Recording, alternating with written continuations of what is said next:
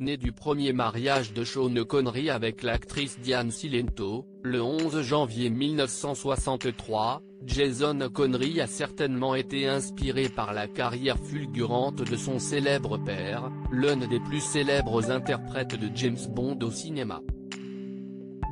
Dans l'ombre de ce dernier, et après des études d'art dramatique à la Bristol Old Vic Theatre School, il est pourtant un acteur bien connu du public anglophone, faisant ses armes dès les années 1980 à la télévision, dans des séries à l'image de Doctor Who ou encore Smallville et dans des téléfilms, mais aussi au cinéma. Un succès né après un tout premier rôle face à la caméra de Frank Rodham pour le film The Lord of Discipline en 1983.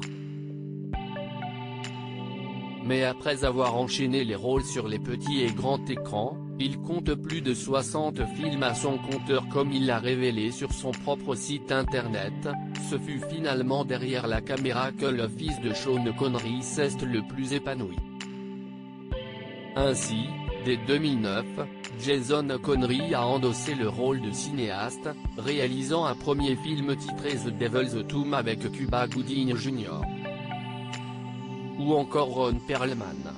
Deux autres longs métrages, baptisés 51 et Gladiators, ont suivi, réalisés respectivement en 2011 et en 2012.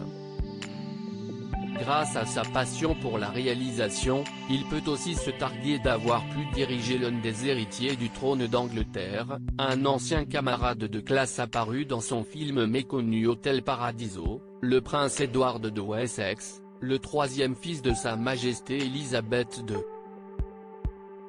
Discret, préférant maintenir son compte Instagram à l'abri des regards indiscrets, il a cependant partagé la vie de l'actrice américaine Mia Sara de 1996 à 2002. Une première épouse qui lui a offert un fils né en 1997, prénommé Dachel. De quoi rendre fier Sean Connery. Tension père-fils. Mais s'il a suivi les traces de son père, Jason Connery n'a pas toujours été en bons termes avec la star écossaise.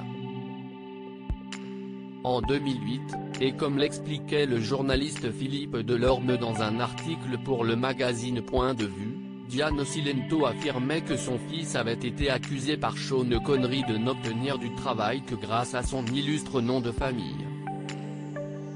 Et d'ajouter, « Mon fils n'a jamais reçu un centime de son père et il n'a aucune intention de lui laisser une part de son importante fortune. » Une sortie qui pourrait prendre tout son sens en ce samedi 31 octobre, alors que la BBC a annoncé la mort de l'éternel James Bond.